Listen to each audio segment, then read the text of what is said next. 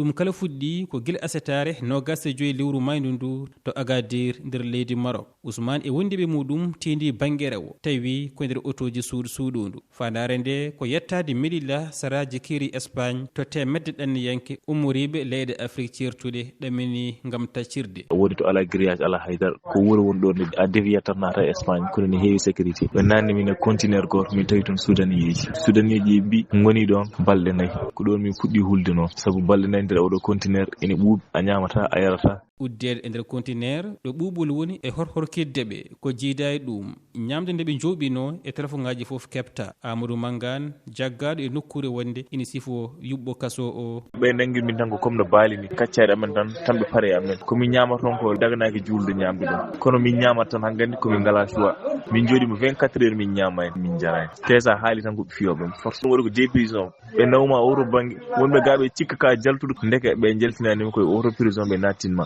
Caggal balɗe 7 nde hohoɓe laamu Maroc keɓani jabtol ummorade ambassade Mauritanie e wiide mabɓe laamu ngu ƴetti pellital yaltindeɓe kono wona to leydi mabɓe ɓe parate ɓe mberloya koto keerol hakkude Maroc e leydi Algérie tawi ina wondi e hulɓinirede pellande. Oumar El Hadji Thiam, Nouakchott, RFI.